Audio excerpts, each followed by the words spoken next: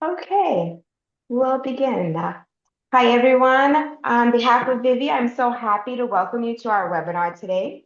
I'm Danielle Wilson, and I manage community at Vivi. I'm also a mom of a preschooler who's 5 and constantly struggling with my own child's diet. So I'm just as eager as you all to hear from our guest speaker today. I'm so happy to be joined by Gabby Cohen, a registered dietitian and certified health coach who helps families build practical, sustainable habits around nutrition, supporting everything from early childhood feeding to overall family wellness.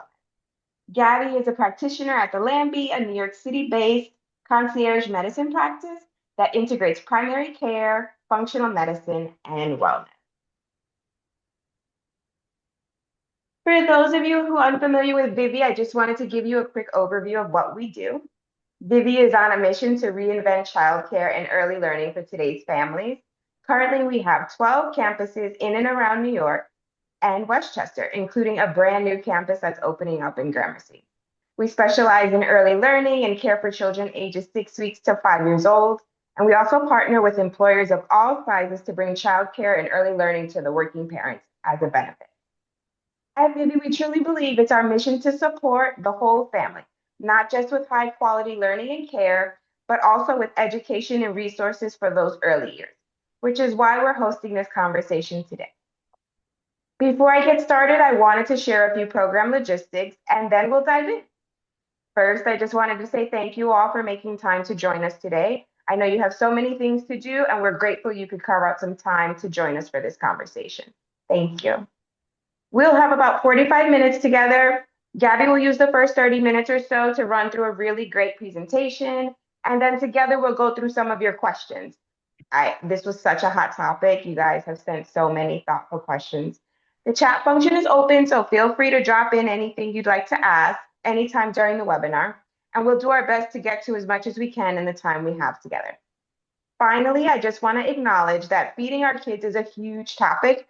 So today I want to focus on giving everyone at least one practical, applicable tool that'll help you feel a little more confident and prepared for your next mealtime with your little one. So Gabby, why don't you go ahead and introduce yourself and jump into your presentation? Thank you, Danielle. Hi, everyone. I'm so happy to be here, and thank you, Vivi, for hosting us. So as Danielle said, I'm a registered dietitian and a wellness advisor at the Lambie. The Lambie is a concierge medicine practice that combines functional medicine, wellness, and care coordination. Our team helps members reach their health goals through diet, lifestyle optimization, advanced diagnostics, specialty referrals, acute care, and so much more. And we're super excited to be launching very soon our new pediatric programs, which I'm going to be a part of, in which members will get a dedicated team of the wellness advisor, which is myself, the dietitian, and a medical provider that prioritizes preventative, integrative, and personalized medicine from toddler years. So we're starting around age 3 through adolescence. So we're super excited for that. I'm super happy to be here. So yeah, we can get started. So I wanted to do this presentation and just adding like the basics, right? Like the basics of early nutrition, starting from infants to toddler to school years. I tried to cap it at age 5, 6, around those ages, because I know we're like seeing like the ages that you'll add it into the chat is on the kind of younger side, which is great, right? It's truly when we need to like really understand the basics and the foundation. And there's so much information out there, so many products, right? Especially if it relates to how we should feed our child. So it's very overwhelming. So I understand if you feel like that. So I'm just going to try to simplify it as much as possible. So we'll get started with understanding why early nutrition is so important. Okay. The first few years of life are very fundamental for very different aspects of your child's health. So proper nutrition supports growth, metabolism, boosts the immune system, and impacts our gut health and our gut microbiome. Um, what we feed our children right now, starting with milk and solids and the introduction of solids and how we do it, can have longer term implications, influence their taste preferences and behavior. It is normal for some feeding challenges, right? Sometimes it feels like a full-time job. That's what I hear most often when I work with parents.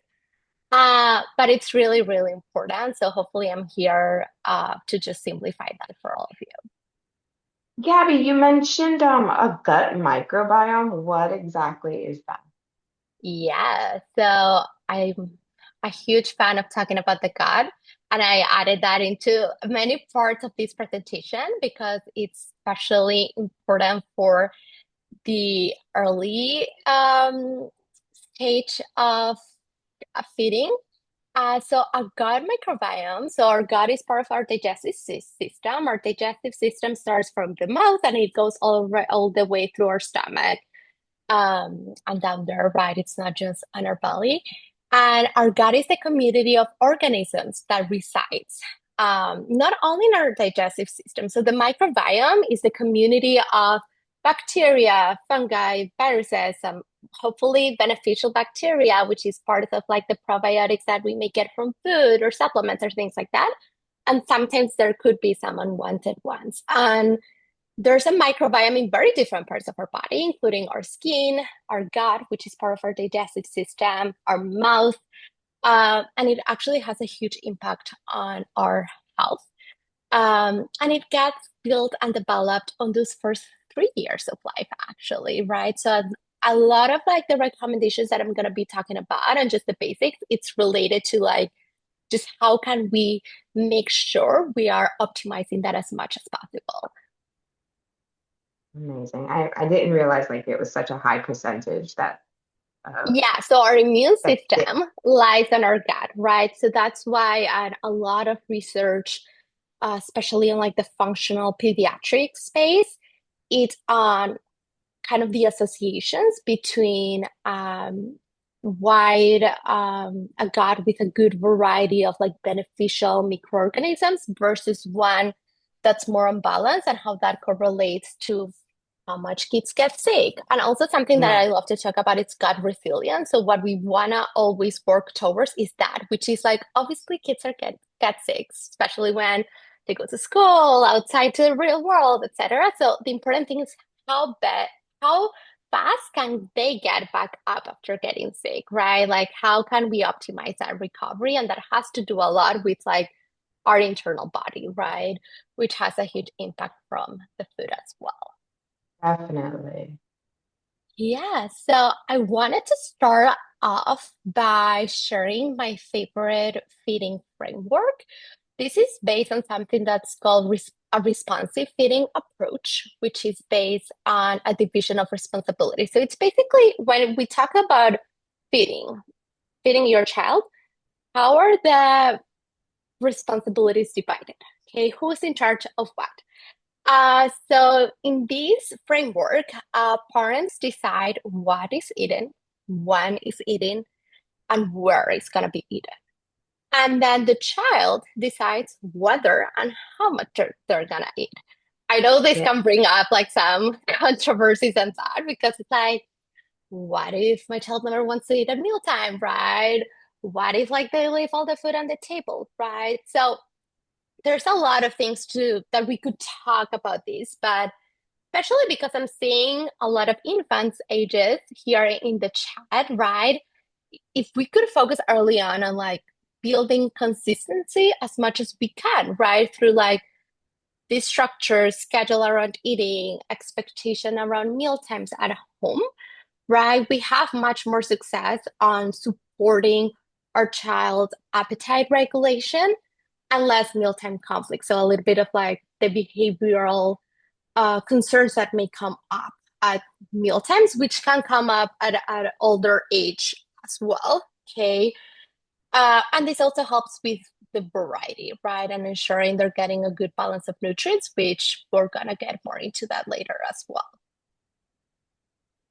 Yeah, my daughter would have a say in that. Like with the what, when, where. She might feel like she's got more of the opinion.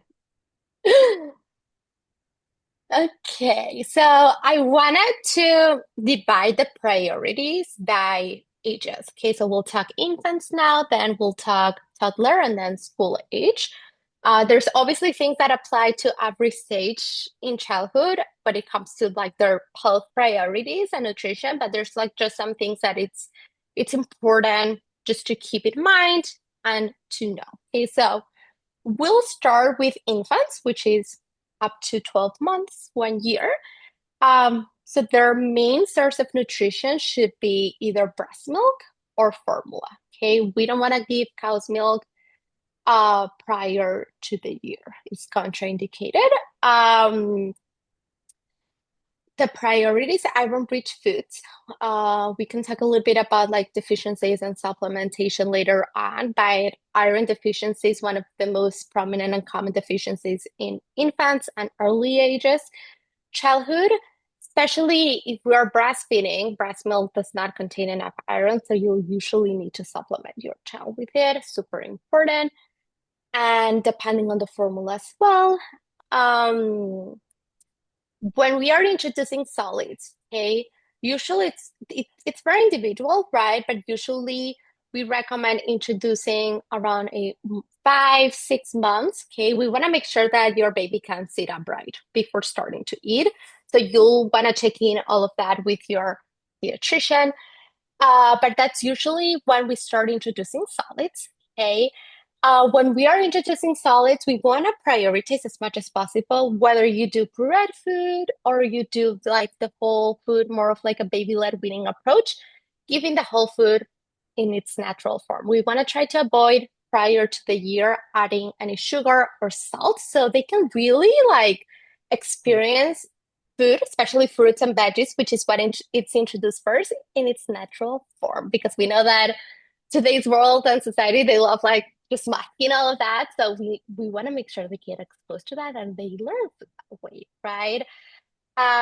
We want to prioritize early allergen introduction. Okay, there's a lot of research that shows that by introducing it earlier on, we can prevent a lot of the most common food allergies. So thinking about nuts, sesame, soy, all of those things, we want to prioritize those as we are starting to introduce solids.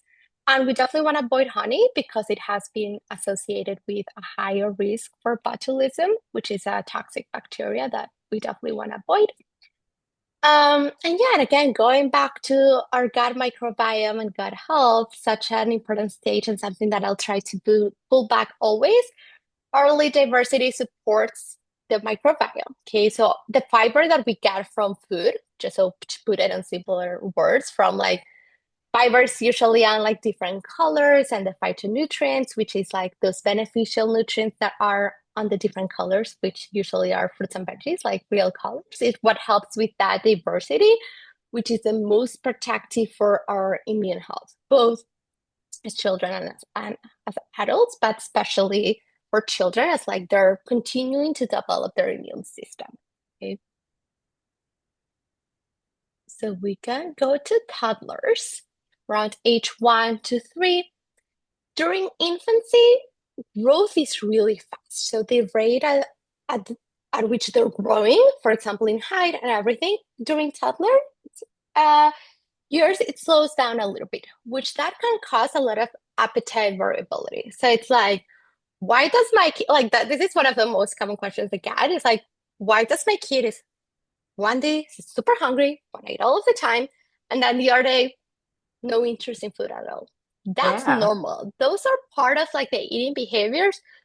That's normal when it's more like during this stage, short term.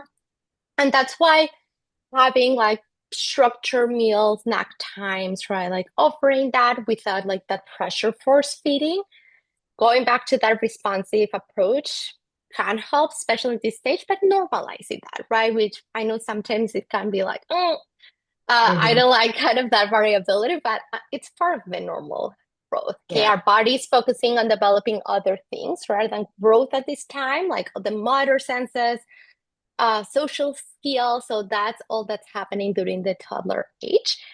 Um, we still want to be mindful of deficiency. So one of the biggest reasons for iron deficiencies on like toddler and school age is the excessive consumption of cow's milk. Okay, it's definitely fine, and there's still like benefits on toddlers and kids drinking cow's milk, right? We just want to make sure that it's not fully what they're having, right? Because sometimes that can deplete the absorption of iron, and it can almost like they get full for that, so they're not eating a wider variety of other foods, which could be make them to miss some essential nutrients as well. So there's usually, and this again, I don't like to give like very specific numbers because it all depends on the child, right? So that's why like all that I'm telling saying here, like if there's specific, you can always ask your individual provider, which is the one who knows your child best. But usually it's that max of 24 ounces a day of cow's milk. Okay. Um, and then, yeah, fiber intake becomes critical. Okay, we want to try to maintain those fruits, veggies, whole grains consumption.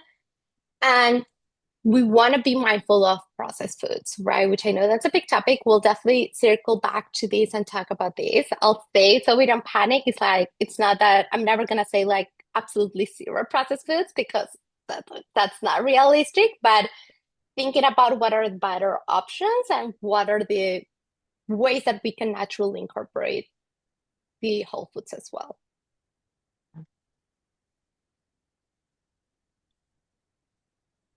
Okay, and then going to preschool again, just cap it at 5 years based on like the ages that I know we were having here. But it can apply to other ages as well. We see increased independence, we see social eating patterns developed, we see our kids wanting to eat how other kids or their friends are eating or what they're eating, right? So we see a lot of like that kind of independence on their choices, preferences developing.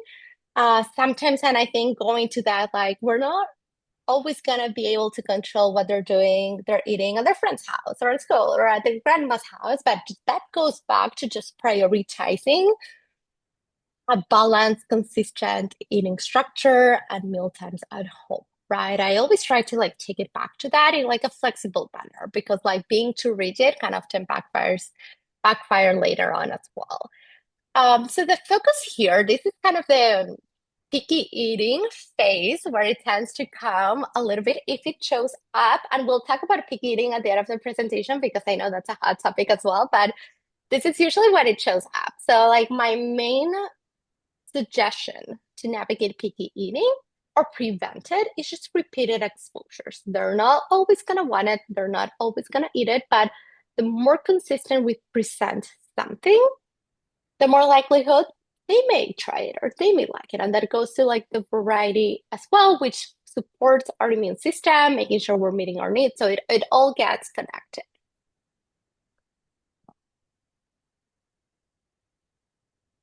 Okay, so another hot topic. I feel like there's so many hot topics in here, like how much should Food a in general. child eat? Yeah. I tried to add in here like the things that when I've done these talks in the past, parents tend to ask me. Yeah. So hopefully we do have time at the end for other questions, but hopefully some of these answers your current questions as well. So obviously this is very individual. Intake in children vary a lot and can vary a lot on a daily basis. Okay, especially because there's so many changes in growth, their body is developing in so many different ways, right? So that has kind of the impact in their appetite. They're discovering the world. So like they're very distracted as well, right? So that's why it's so variable. Um, I often see like, especially like with all of this talk in adults as well about protein, right? I feel like that's the most common question that I get. Protein needs in children are actually, I usually find that are much less of what people think. Okay. That being said, let's say for those situations which can happen, and it does happen when my kid is always hungry, they never get full, that's where we may want to look closer into increasing their protein and fiber consumption. Okay. So just focusing on the protein sometimes can displace or make like actually make us not focus on all foods that they actually need more at this stage, which is that fiber component, which is super important. Um, so I added here a little way to calculate your toddler or preschool kid protein need. Obviously, on an infant, breast milk formula meets that needs for them.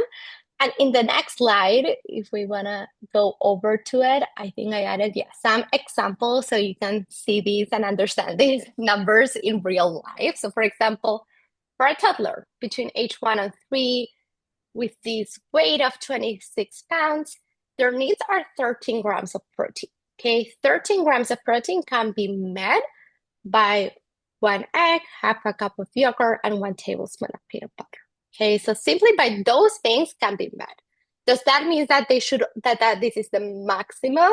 No, right? Like some kids have very good appetite and they'll eat much more than this, right? Like so that's totally fine, but I like to put this to because also like with the protein supplements, which I suspect that's gonna be a question as well, like on powders and all of these things. It's like, should we be giving our kids this, right? Like if your kid has a good appetite, is growing, right? So something that I did not added, but it's something that I always share. Like make sure your child is always trending on their growth chart. We never want to see nothing going down on that curve on the growth chart. So as long as they're trending right, their appetite is right, they're likely meeting their needs. So you don't need to be adding extra like artificial protein, right? That being said, if it's someone with a child very with like very picky eating, very limited variety, they're not gaining weight as they're supposed to based on their individual trajectory, we can definitely use them. There's some cleaner options, right? Which I'm happy to give some suggestions when we kind of end the slide. So again, it's all very individual, but just like the basic here to understand when it comes to protein needs and just needs in general. Mhm. Okay. So here are some things of what to limit or avoid. I'll say, clarify, so like I don't want anyone to panic, right? Like some of these things are really hard to avoid. And when I say like avoid, it's not like 100% never give this to your child because it's not realistic, okay, right? Sometimes we need to rely convenience foods, and that's fine. And there's better options. And sometimes if they have like the regular option, it's not gonna make it or break it. So just clarifying that. But these are the things that ideally we don't wanna make it the priority of our child's diet. So we're talking about added sugars, okay?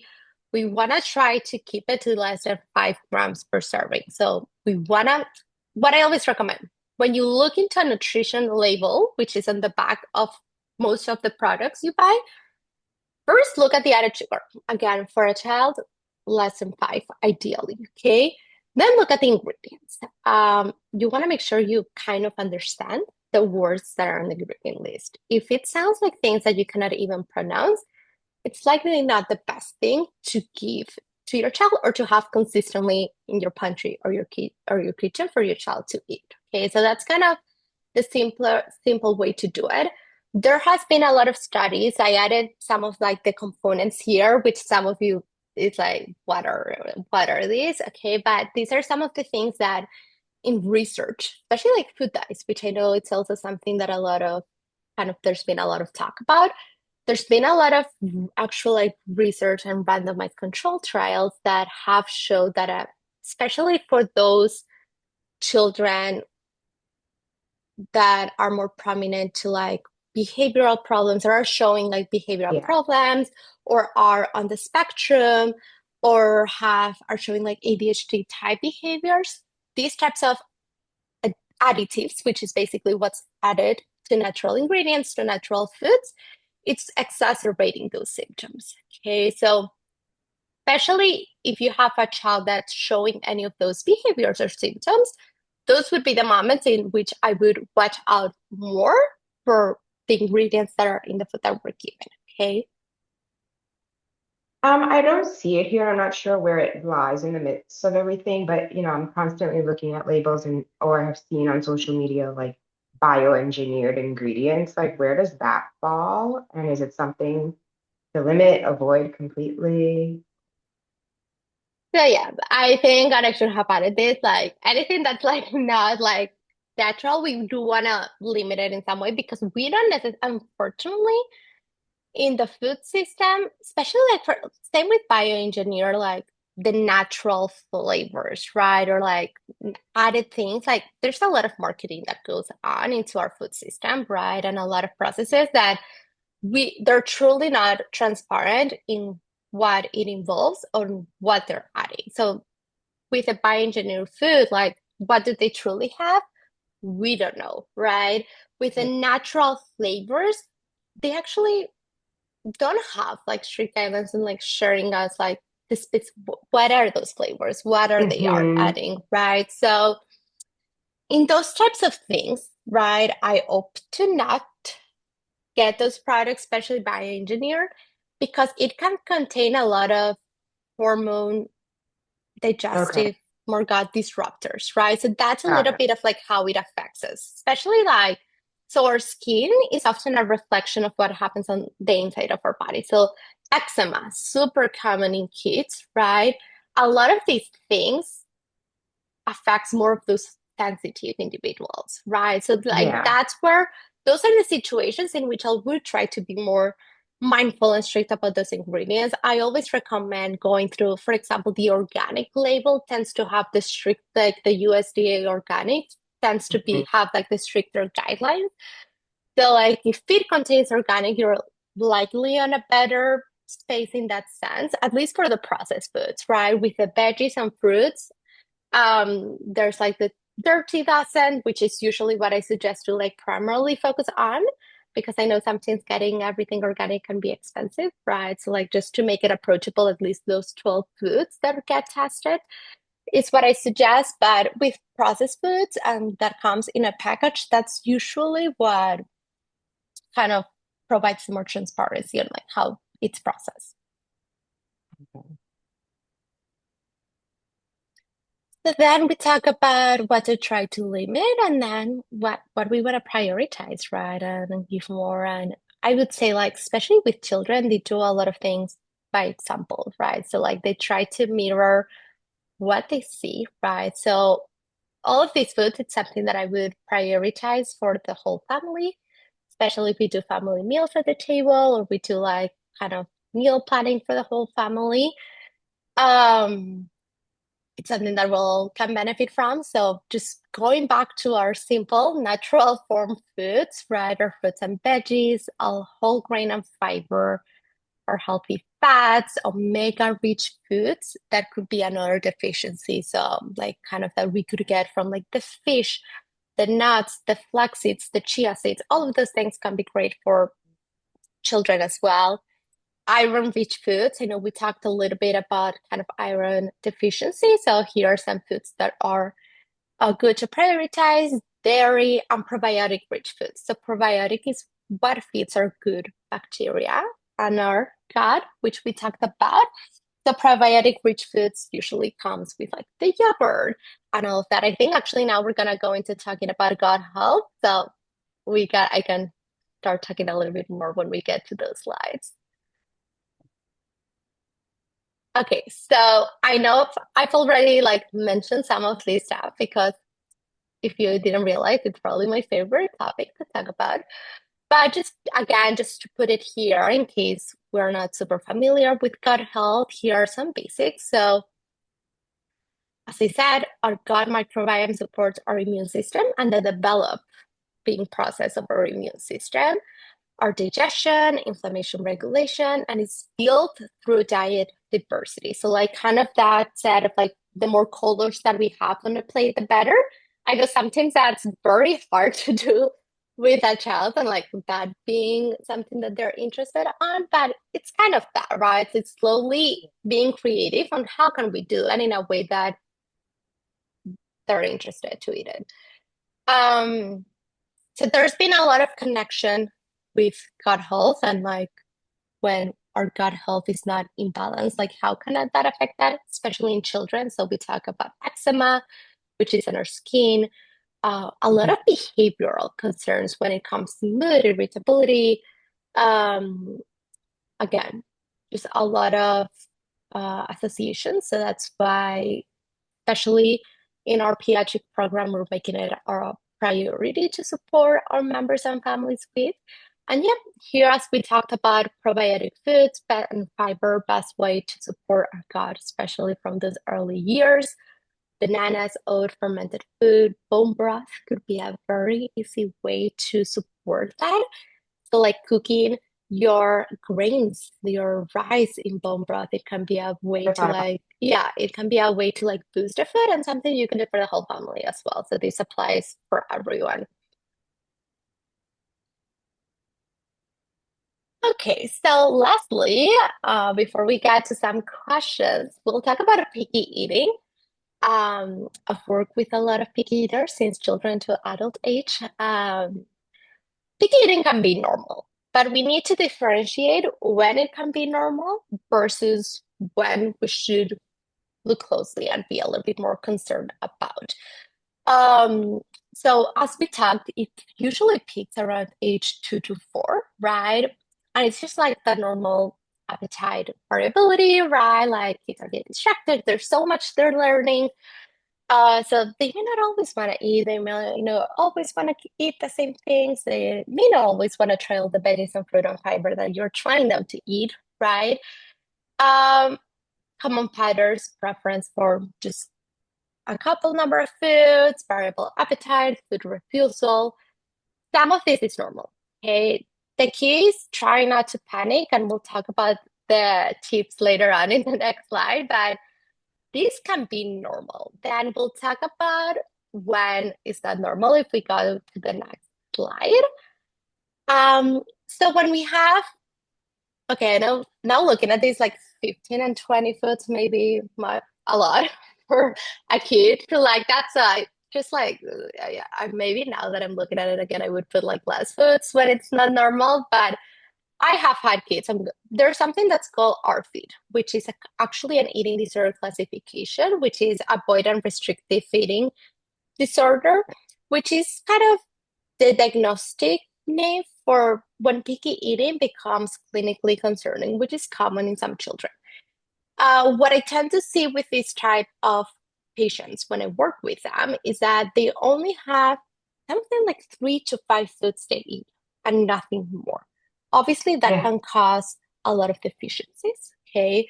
Um, Usually, the limitations on eating and the limited variety can be related to sensory aversion. So, aversions, very strong aversions to textures, to smells, right? Hmm. So that could be something to note, important to note if that happens and see how much is affecting their intake.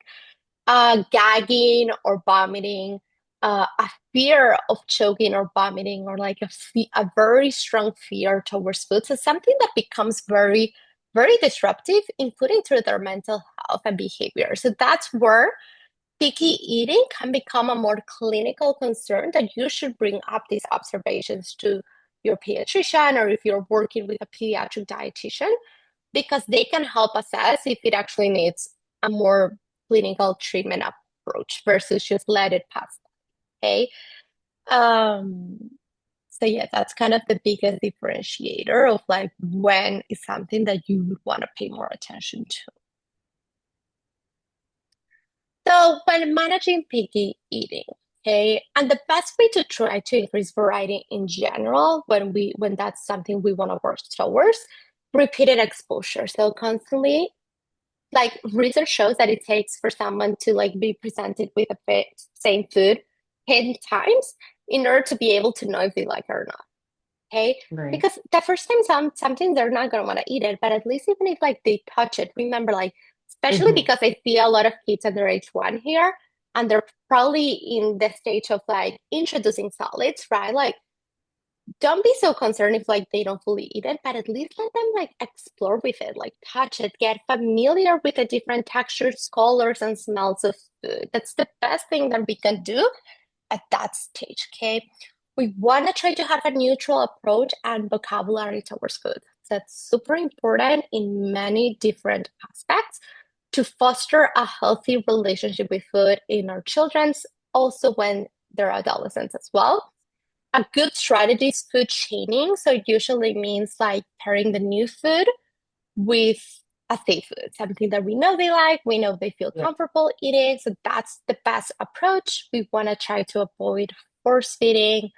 and pressure eating as much as possible. Okay, I know sometimes it's like just eat it, but we Yeah. want to try to avoid that force eating as much as we And can. also like is it also like don't say, yeah, if you eat this, I'll give you like an ice cream or like, So food rewards. yeah, Yeah, I just do the have food. opinions about that. So that's yeah, that's something that I usually get a lot. I know it's the easier thing to do for a lot of people. I see like Yeah. my parents as grandparents with their grandkids. Like all they want to do with them is like reward them with ice cream and candy and food. And Hmm. it's like what happens is that, well, one, it can create a lot of conditioning, right? It can create a lot of conditioning of we always need to have this food when we do this, right? And it's kind of very hard to break that pattern. Okay. I like more instead of like just making food the reward, I like making other things like the reward when they just have. Obviously, rewards work, right? But we want to try to keep food in that sense because it can also put certain foods on like a pedestal and downgrade Yeah. others in their Versus a minds. It's all punishment or like yeah.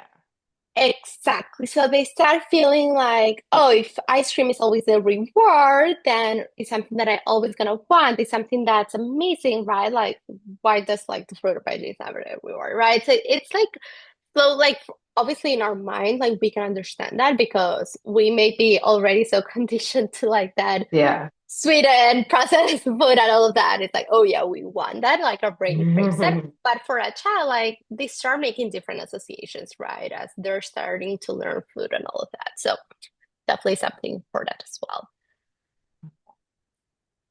Okay, so just some key takeaways. I really hope you're able to get at least one takeaway from at least these slides that I made. But picky eating can be common and temporary. It's important to know the signs when feeding is not typical, and hopefully you have a provider with which you can kind of talk to them about that. Protein needs are modest. Fiber is super important as well. Focus on structure, not volume, and on like that consistency with the feeding patterns and schedule. And a diet that's diverse supports our gut, our immune system, and our behavioral health, both in kids and in adults. So just something important to know as well. Amazing. I know there are tons of questions. This was so great. And I'm going to pull some questions from the audience. We had some pre-submitted. I'll check in the chat to see what questions we have as well. Gabby, from slide 6, I forgot to ask, but did you want to touch upon any more about the supplements during the toddler stage and such, or do you feel like you covered everything So in terms of supplements, again, it's very individual. So, but something, so I often say like, often hear like, do children need supplements, right? It's not like they need or not. Some they need, right? It depends on their current food intake, their growth, right?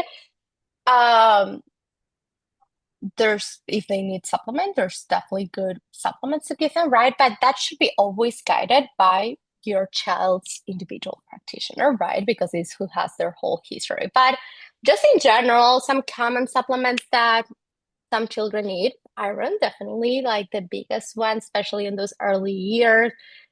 Depending on where they live, could be vitamin D. Depending on any conditions they may have, could be like omega, probiotics, magnesium, right?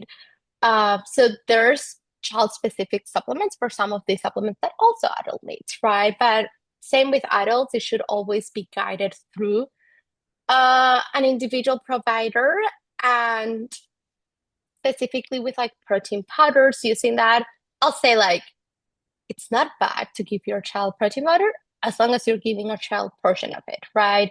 And as long as the ingredients are very clean. But I love a food first approach. I don't feel like unless your child has like growth problems or very limited variety that they absolutely need that, right? So just be mindful of the ingredients whenever you're buying any type of like protein powder or processed food, right? I was actually just in working through all of these, like I was like pulling up, like just seeing the market, there? what new protein powders that are out there, like kids marketed snacks, and like literally for a kid protein powder, I went into the ingredients that was this week, and like the second ingredient was cane sugar. Like, how are you promoting this to a kid? So in that situation, I prefer to use like a general like adult-based powder that it's three ingredients that we understand 100% what it means, and just cut on the portion by thinking about if one scoop is 20 grams, like calculate how much is 5 grams, right? That's probably what I would give to a toddler. So Yeah.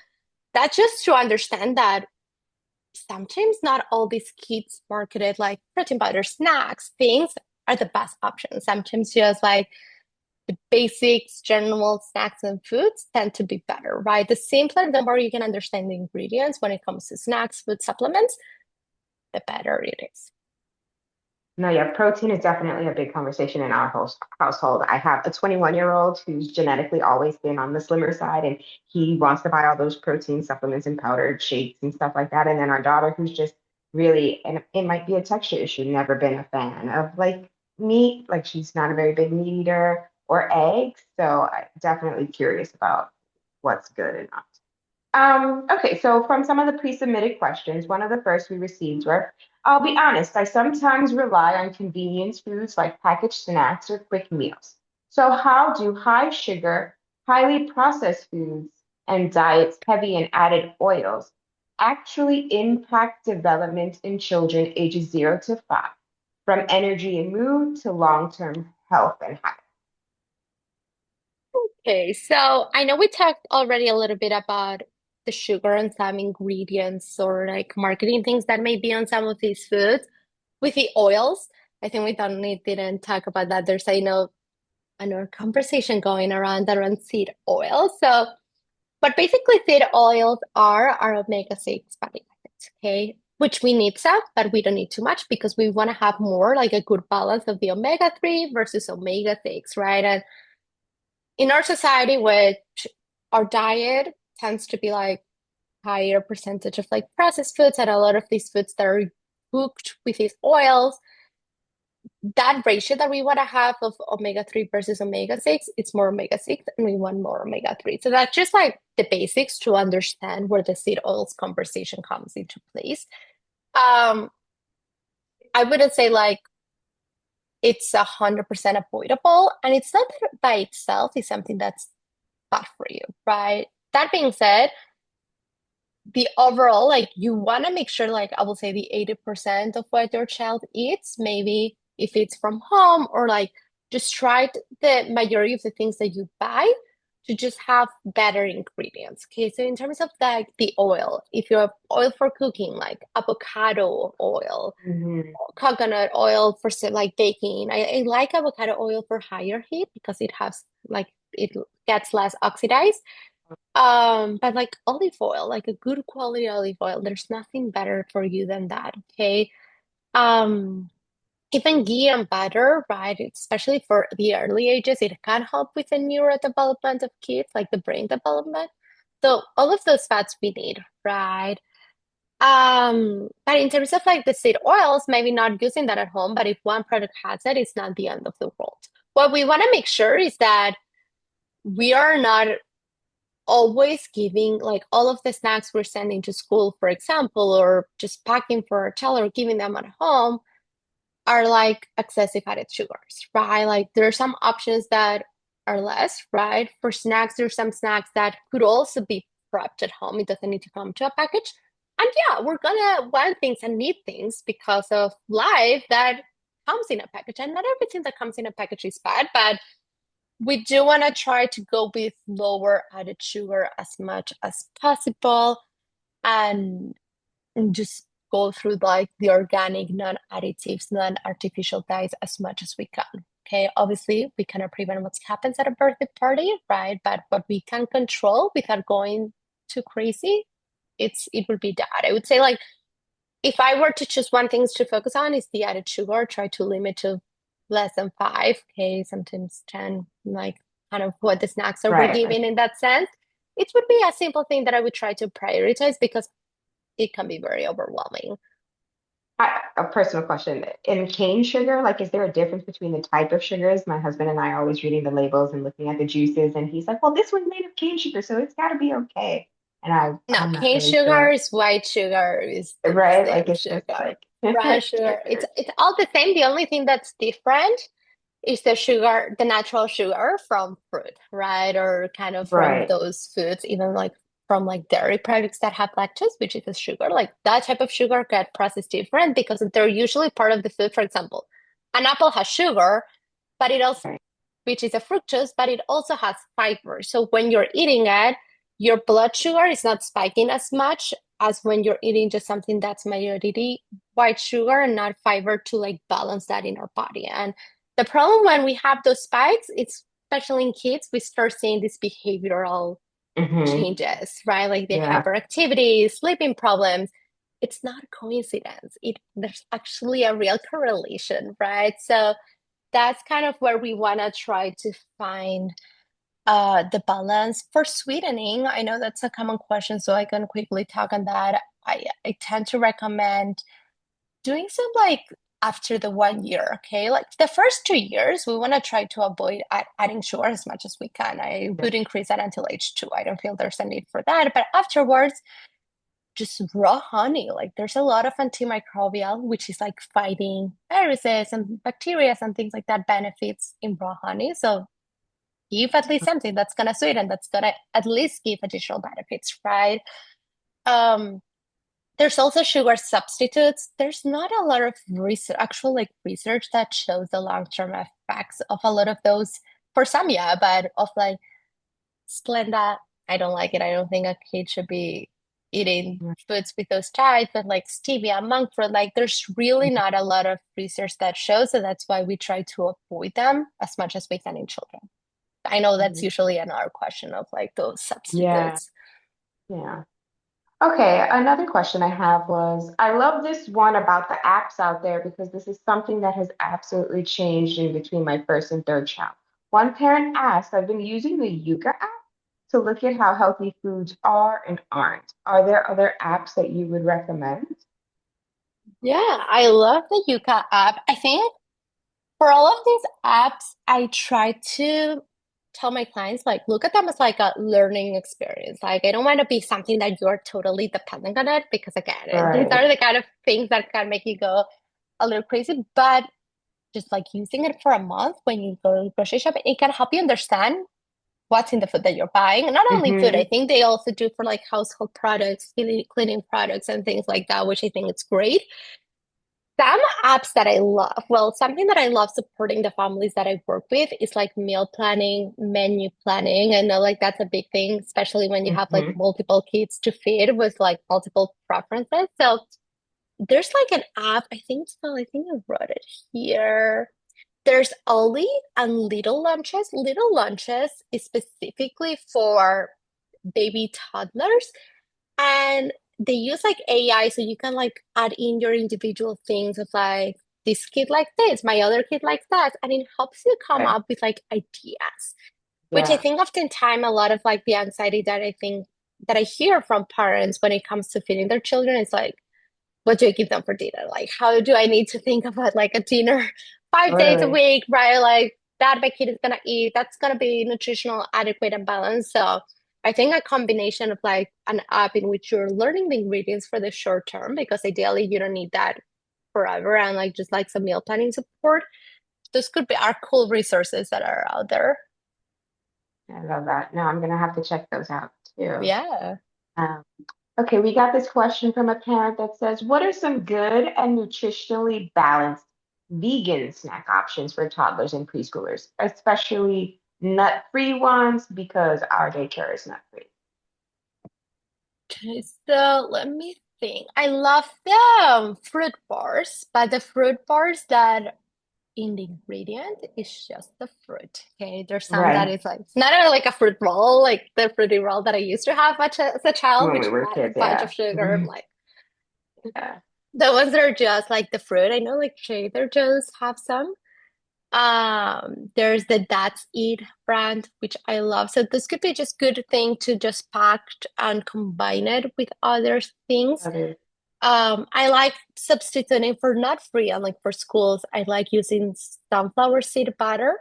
Oh, Which tends to have like similar texture as like a nut butter and things like that, and you can utilize it the same way in a snack or meal as you would do with a nut butter, but for school.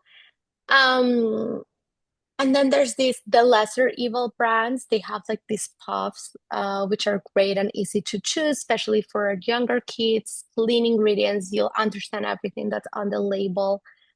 Um, so yeah, those are my favorite. I love giving shelled edamame, like the ones that come oh yeah. frozen, like steaming them. They're not that hard to chew. So obviously it depends on the age and like their chewing abilities, but a lot of fiber, protein, that's a great some like just to mix different things together.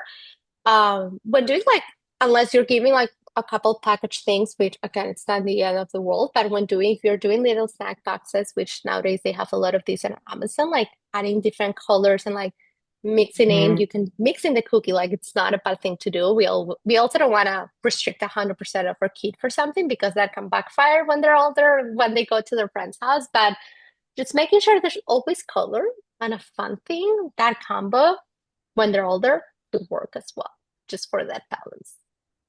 Okay, wonderful. That yeah, it's all so much. Like I'm just like always trying to figure out how to Absorb. like adapt. Oh, yeah. Another question we received was, um, at 4, my kid is picky and we want to expose her to foods, but we also want her to eat. My question is, what's the priority? Calories for growth, energy, etc., or holding the line to make sure she eats her broccoli?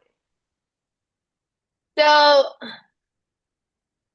it depends, but definitely we want to make sure they're eating, right? Like during their meals and snacks. You could always present, let's use the example of like, let's say they have some chicken and rice and then broccoli on the side, and they don't want to touch the broccoli. Just keep putting it on the side. Maybe one day, especially if they see you eating it, they'll gear towards it. But just don't serve, like make sure they're still eating their chicken and rice, right? In that situation, we still want to prioritize meals and snack times and like serving the food they like, but always showing on the side something new, something novel. It doesn't always have to be a veggie. What you put on the side, it can be new things in general. Remember, we want to Yeah. be as neutral with all foods as possible. Okay, so that's usually something that I say. And usually for my picky eaters, we almost make it like as a game, and there's a lot of like if you Google them, probably you can find them like a lot of like templates to make Mm-hmm. these like food discovery or food exploration games, which you can do like let's say I know the week can be hard between parents working, kids in school, like just activities, busy schedule, but even on the weekend, right? Like some parents prefer to take the pressure of trying foods on the weekdays, but on the Sundays they'll do like a food exploration game, and we'll see. And that's where non-food rewards can come into place, and that could make it like a fun, non-pressure experience. So that's usually that's a very common approach for navigating picky eating, increasing variety in general. Wonderful. Thank you. I feel, yeah, that a lot of the questions were mainly about our protein intake, and you gave those app suggestions for like recipe meal ideas. This was all so wonderful. Thank you so much for the insight you shared today. Yeah. And thank you everyone who joined us. You guys can connect with Gabby at hello@thelamby.com. And yeah, we'll send over some additional resources. Yeah, thank you so much. Thank you, Danielle. And yeah, thank you everyone for joining.